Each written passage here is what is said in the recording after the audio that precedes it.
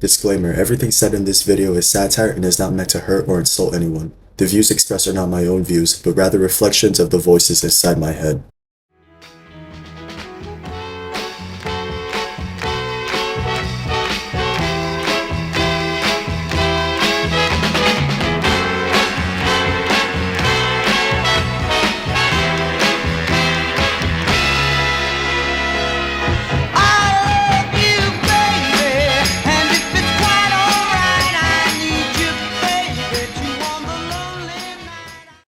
Alright, so if you haven't seen my last video, How to Get Girls, I suggest you watch that before you watch this one, so my analytics can look a lot better.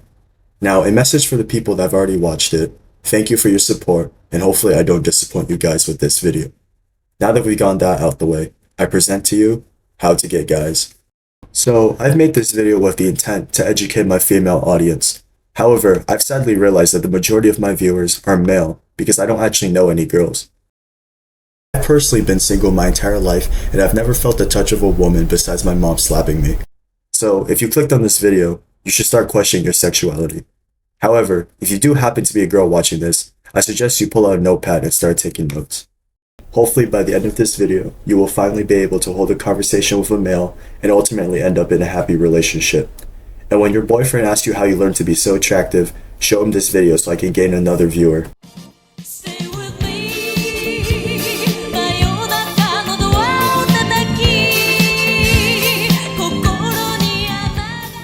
To attract a male, you must be somewhat good looking. If you are a guy, this step doesn't apply to you because gay men don't have standards. If you're a girl, however, here's a simple rule of thumb. Guys don't like girls that are too big or too small, and that's the best way I can put it without getting beaten up. The thing with guys is that the more desperate they are, the less they care. You could honestly be any size and shape as long as you show interest in him and give him clear signs. He's bound to fall for you. I'm only saying this because my lawyer advised me to.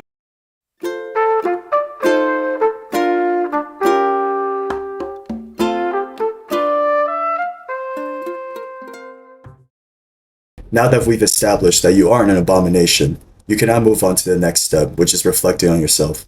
Try to figure out what your hobbies are, the things that you dislike or like, and if you're interested in cars, sports, dinosaurs, Legos, and classic medieval warfare, because those are the top 5 things guys are interested in.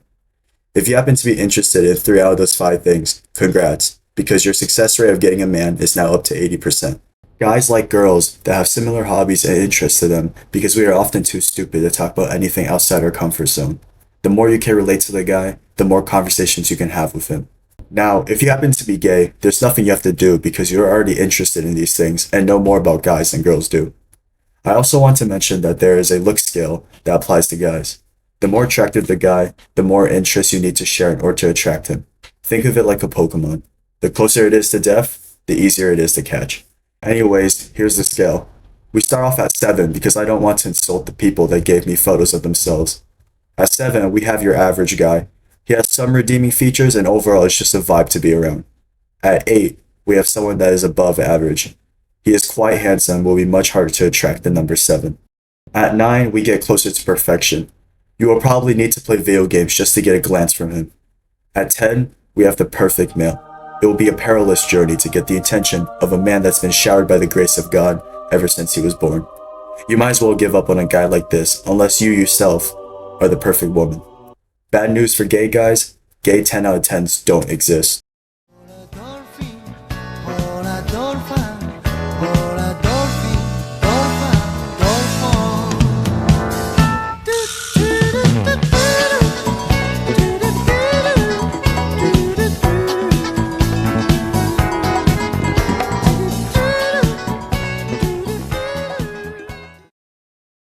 In the society we live in, guys are often the ones that make the first move and are expected to make the first move every time.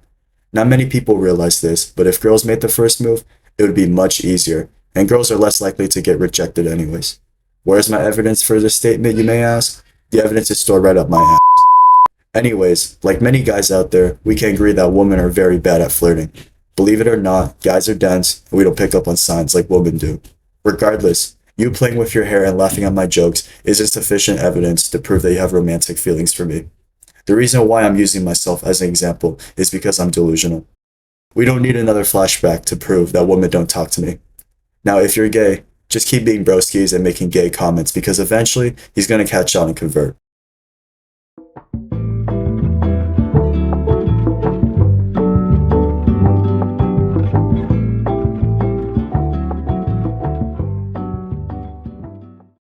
Getting a guy is super easy. Honestly, as long as you put in effort and don't leave him on red, he should be in the palm of your hand in a week, give or take.